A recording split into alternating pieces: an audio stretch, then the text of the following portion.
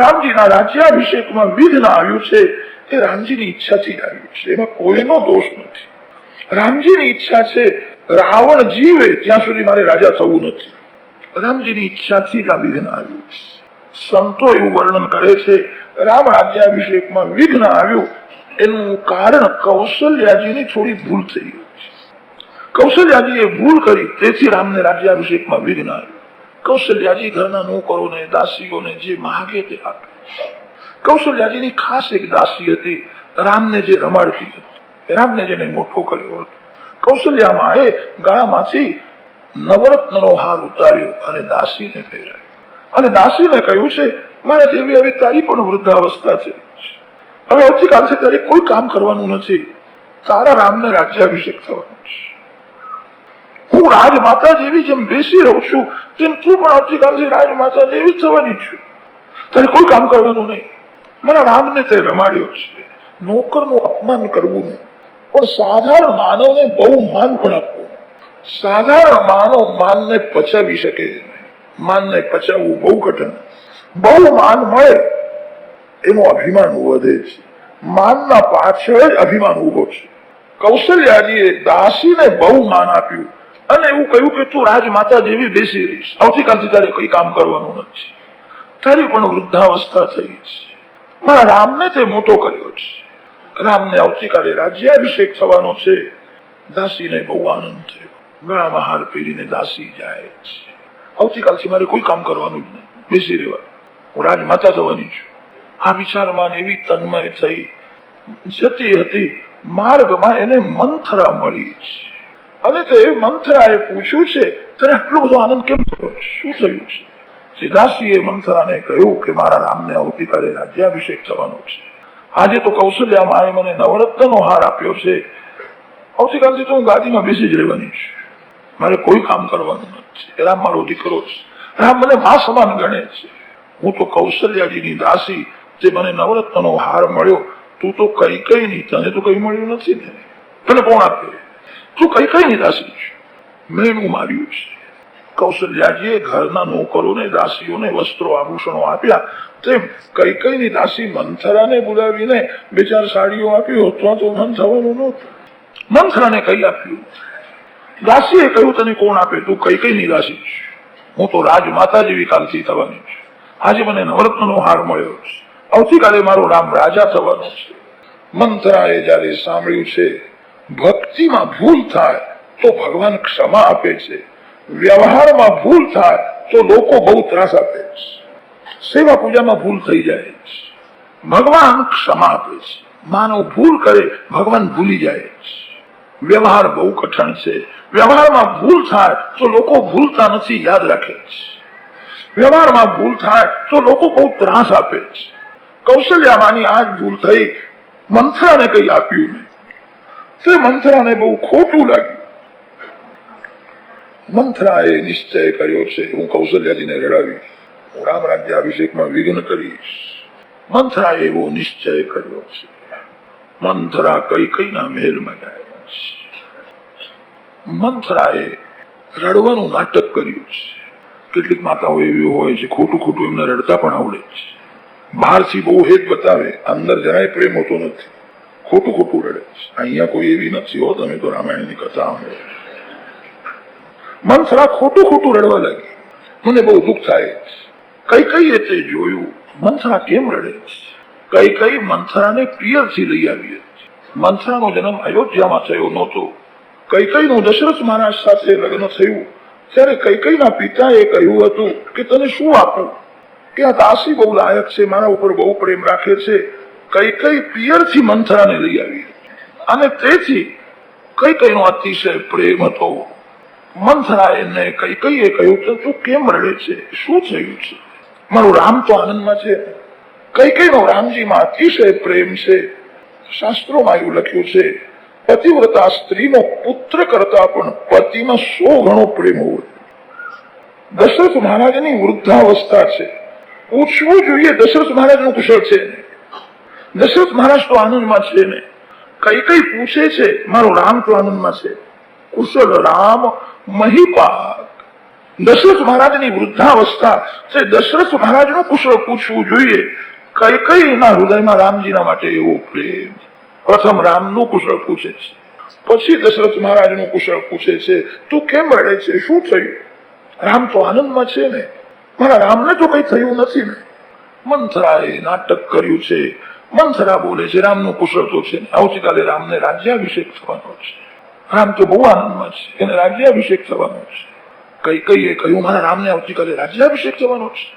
મંથરા, મારા રામને રાજ્યાભિષેક થયા પછી તું જે માગીશ તે હું તને આપીશ. રામ મારો છે.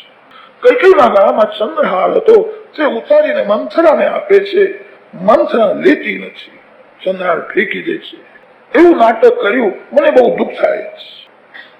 મૂર્છામાં પડ્યું છે, અને મૂર્છામાં પણ મંથરા બોલે છે કૈકેયી ઉપર એવી છાપ પાડી છે, મારું કઈ બગડતું નથી, બધું તારું બગડે છે તે હું સુધારવા આવી છું. મંથરા મૂર્છામાં બોલે છે રામ રાજા થાય કે ભરત રાજા થાય, મારે શું? હું જે દાસી છું તે દાસી મટીને હું કઈ રાણી થવાની નથી. મને દુઃખ થાય છે તમારા માટે. ગમે તે થાય, મારે બોલવું ઠીક નથી. કઈ વિચાર કરવા લાગે, આ જે બોલે છે વાત તો સાચી છે, રામ રાજા થાય કે ભરત રાજા થાય એને શું મળવાનું છે? એ કઈ બોલે છે એમાં કઈ રહસ્ય છે. કૈકેયી મંથરા પાસે ગઈ, મૂર્છામાં પડી હતી, એના પીઠ ઉપર હાથ ફેરવ્યો છે, એને માન આપ્યું છે. અતિ કામીને, અતિ પાપીને જે સ્પર્શ કરે એના શરીરના પાપના પરમાણુઓ તમારા શરીરમાં આવે છે.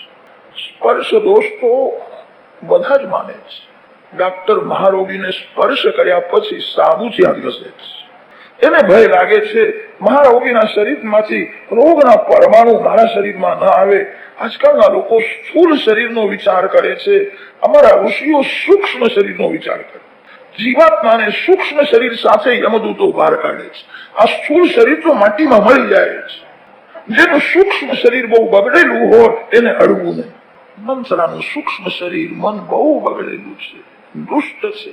કઈ સ્પર્શ કરે છે, અને તે સ્પર્શ કર્યા પછી કઈની બુદ્ધિ થોડી બગડી છે. કઈ મંથરાને મનાવે છે, તારા મનમાં જે હોય તે મને કહી દે. હું જાણું છું તારો મારા ઉપર બહુ પ્રેમ છે, તને કેમ આટલું બધું દુઃખ થાય છે? અમારા સૂર્યવંશની એ રીતિ છે, મોટો દીકરો જે હોય તે રાજા થાય અને નાના ભાઈઓ એની સેવા કરે. એવો અમારો સૂર્યવંશનો નિયમ છે. રામને રાજ્યાભિષેક થાય, તને કેમ આટલું દુઃખ થાય છે? હું તને ખરું કહું છું, મેં રામની અનેક વાર પરીક્ષા કરી છે. કૌશલ્યા કરતા પણ રામનો વિશેષ પ્રેમ મારામાં છે. મારા રામને રાજ્યાભિષેક થયા પછી તું જે માગીશ તે હું તને આપીશ. મંથરા બોલે છે કઈ મેં તારું એઠું ખાધું છે, મેં તારા કપડા પહેર્યા છે, તારા માટે મારા મનમાં જે લાગણી છે એવી કોઈના મનમાં લાગણી નથી. તમે ભોળા છો, રામની માં એવી ભોળી નથી. રામને રાજ્યાભિષેક થાય તો મને પણ ગમે છે. મારો દીકરો ભરત ઘરમાં નથી, ભરત શત્રુના મોસાળમાં છે, અને આવતીકાલે રામને રાજ્યાભિષેક કરવાના છે. આ કપટ છે. બધાને બોલાવ્યા છે, ભરતને કેમ બોલાવ્યો નહીં? ભરત શત્રુના મોસાળમાં હતા અને ત્યારે દશરથ રાજાએ રામ રાજ્યાભિષેક નો વિચાર કર્યો છે. મંથરા સમજાવે છે આમાં જ કપટ છે. કામી રાજાઓ મુખના મીઠા હોય છે, મનના મેલા હોય છે. દશરથ મહારાજ એવું બતાવે છે તારા ઉપર મારો વિશેષ પ્રેમ છે. ખોટું છે એ તો કૌશલ્યા જે કહે છે તે જ કરે છે. કૌશલ્યાએ ભરતને મોસાળમાં મોકલ્યો છે. રામને રાજ્યાભિષેક થાય તો યોગ્ય છે. મેં આગળની બધી જે વાતો સાંભળી છે તે સાંભળીને મને બહુ દુઃખ થાય છે. કઈ હું તને ખરું કહું છું, મારું કઈ બગડવાનું નથી. મને દિવસમાં ભૂખ લાગતી નથી, રાત્રે નિદ્રા આવતી નથી. મેં એવી બધી વાતો સાંભળી છે. મંથરા પૂછે, મંથરાને કઈ પૂછે છે તે શું સાંભળ્યું છે? આ કૌશલ્યાનું કાવતરું છે. તમારા ઉપર રાજાનો બહુ પ્રેમ છે, એ કૌશલ્યાને સહન થતું નથી. કૌશલ્યા તમારી સાથે મત્સર કરે છે. કૌશલ્યાએ જાણીને ભરતને શત્રુઘ્નને મોસાળમાં મોકલ્યા છે. મેં એવું સાંભળ્યું છે આવતીકાલે રામને રાજ્યાભિષેક થયા પછી લક્ષ્મણજી મંત્રી થવાના છે. ભરત શત્રુઘ્નને કોઈ બોલાવશે નહીં. મેં એવું સાંભળ્યું છે કદાચ ભરત આવીને ઉભા તો રામ એને કેદમાં રાખવાના છે. યાદ રાખજે, આવતીકાલે રામને રાજ્યાભિષેક થયા પછી રામનો તારા ઉપર પ્રેમ રહેશે નહીં. કમળ જળમાં હોય ત્યાં સુધી સૂર્ય કમળ સાથે પ્રેમ કરે છે.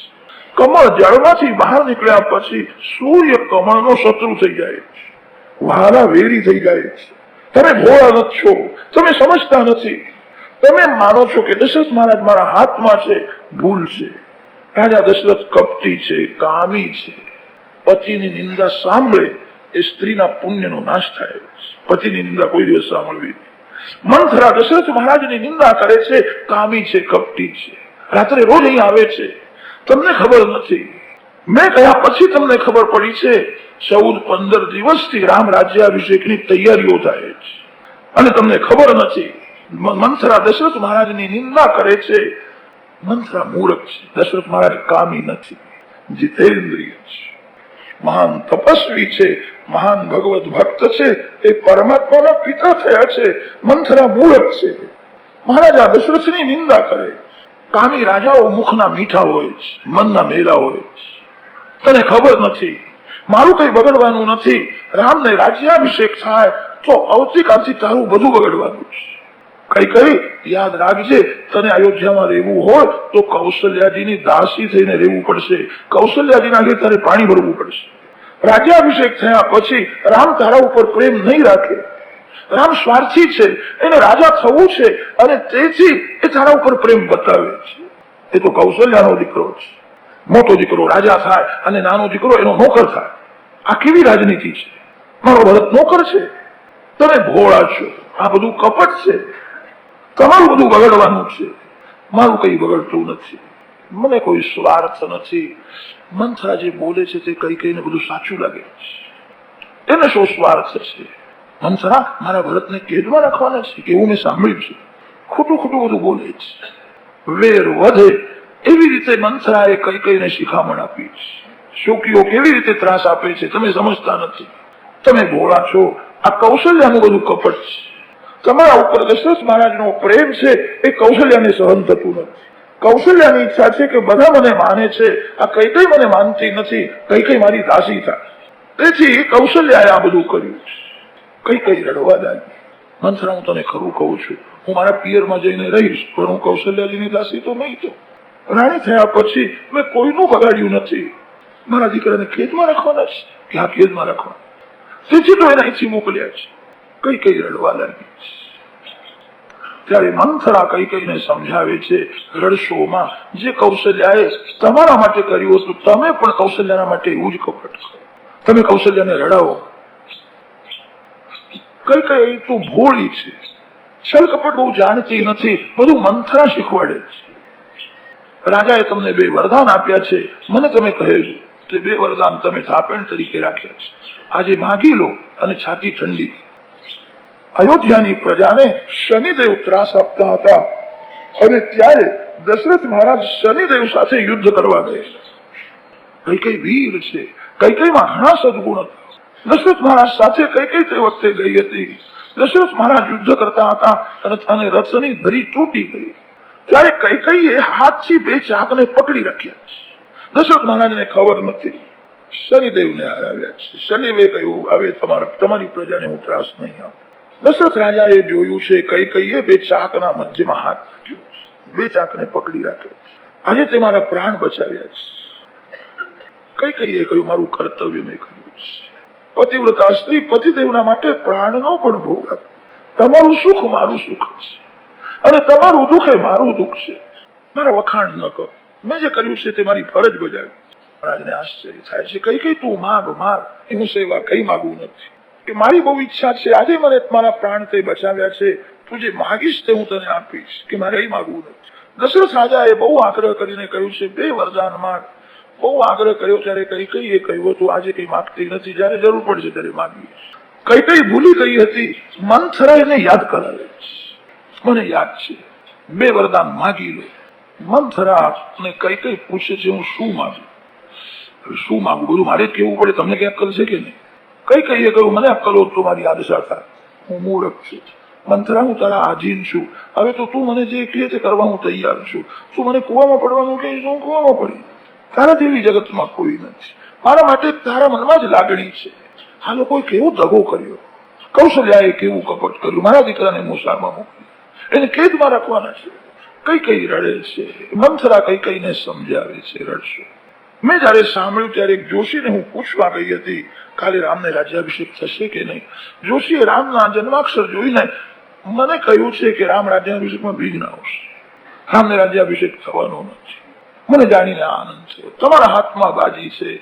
દશરથ મહારાજ પાસે માગો કે મારો દીકરો ભરત એ રાજા થાય, ભરતને રાજ્યાભિષેક થાય, એવું વરદાન માગો. મંથરાએ આ શીખવાડ્યું છે. પહેલું વરદાન માગો, ભરતને રાજ્યાભિષેક થાય. મંથરા જાણે છે કે દશરથ મહારાજનો રામજીમાં અતિશય પ્રેમ છે. રામ વનવાસનું વરદાન માગે, કદાચ દશરથને મૂર્છા આવશે, દશરથ પ્રાણનો પણ કદાચ ત્યાગ કરે. અને તેથી મંથરાએ શીખવાડ્યું છે પહેલું વરદાન માગવાનું, ભરતને રાજ્યાભિષેક થાય. કે આજે ઘરમાં આવ્યા પછી હું માગીશ કે બીજું વરદાન શું માગું? જે કૌશલ્યાએ તમને રડાવવાનો પ્રયત્ન કર્યો એ કૌશલ્યાને તમે રડાવો. એ કૌશલ્યાને હું કેવી રીતે રડાવું છું મારે સમજાવવું પડે છે. મંથરા તું જે કહીશ તે હું કરીશ. બીજું વરદાન માગો. 14-15 દિવસથી રામ રાજ્યાભિષેકની તૈયારીઓ થાય છે. દશરથ કપટી છે, તમને કહ્યું નથી. મેં કહ્યું ત્યારે ખબર પડી છે. 14-15 વર્ષ રામ વનમાં રહે. આવું બીજું તમે વરદાન માંગો. મંથરા શીખવાડે છે. કઈ રાજી થઈ. મંથરા તું બહુ બુદ્ધિમાન છું. મંથરાના વખાણ કરે છે. આજે ઘરમાં આવે કે 2 વરદાન હું માગી લઈશ. પ્રથમ વરદાનમાં ભરતને રાજ્યાભિષેક અને બીજું વરદાન રામ વનવાસ માટે માગે. મંથરા સમજાવે છે તમે ભોળા છો, દશરથ મહારાજ એવા ભોળા નથી. એમને રામ પ્રાણ કરતા પ્યારો લાગે. રામને વનવાસ નહીં આપે. આજે તમારે નિષ્ઠુર થવું પડશે. એ કપટી છે, ફરી જશે. કે મારે નિષ્ઠુર થવાનું એટલે શું કરવું પડશે? એવી રીતે વરદાન માગો. તમે શું સમજો છો કે દશરથ રામને વનમાં મોકલશે? કોઈ દિવસ વનમાં નહીં મોકલે. એ વરદાન નહીં આપે. તમારે આજે હૃદય કઠણ કરવું પડશે કે તું જે કહીશ તે હું કરીશ. એવી રીતે વરદાન માગવાનું નહીં. વસ્ત્ર આભૂષણો ઉતારીને ફેંકી દેજો. કુમકુમ તિલકને રજા આપો. કાળું વસ્ત્ર પહેરીને ક્રોધ ભુવનમાં જઈને પડો. શાસ્ત્રોમાં એવું લખ્યું છે સ્ત્રીના જીવનમાં ગમે તેવો દુઃખનો વિપત્તિનો પ્રસંગ આવે, કોઈ દિવસ કુમકુમ તિલકનો અનાદર ન કરે. સર્વકાળ કપામાં કુમકુમ તિલક ધારણ. મુખ્ય શૃંગાર કુમકુમ તિલકનો છે. મંથરા વિધવા થવાનો પાઠ આપે છે. કાળું વસ્ત્ર પહેરો, કુમકુમ તિલકને રજા આપો, અલંકાર બધા ફેંકી દે, ધરતીમાં પડો, ક્રોધ ભુવનમાં જઈને પડો. દશરથ મહારાજ આવશે, તારા પગ ઉપર હાથ ફેરવશે, બહુ પ્રેમ બતાવશે. એ કામી છે પણ કપટી છે. મંથરાને બધું સારું લાગે છે, સાચું લાગે છે. એ તને મનાવશે. કઈ તું માગ, જે માગીશ તે હું તને આપીશ. માગવાનું નહીં, એનો તિરસ્કાર કરવાનો. જાવ અહીંથી, કૌશલ્યાના ઘેર જાઓ. તમે કેમ અહીં આવ્યા? મને અડશો નહીં. એ જેમ જેમ પ્રેમ બતાવે તેમ તેમ એનો તિરસ્કાર કરો. આ બધું કઈ મંથરાએ શીખવાડ્યું.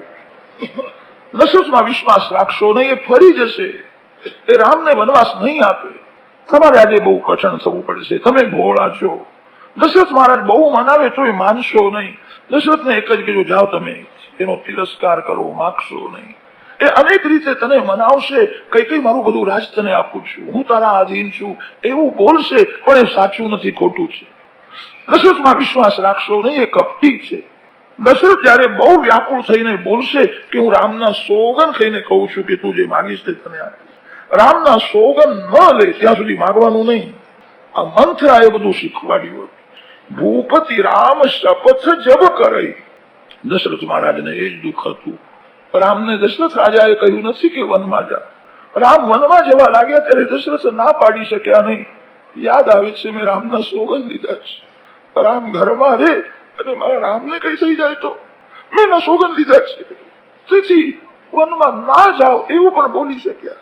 મંથરાએ શીખવાડ્યું છે રામના સોગન ન લે ત્યાં સુધી માગવાનું નહીં. એ ફરી જશે.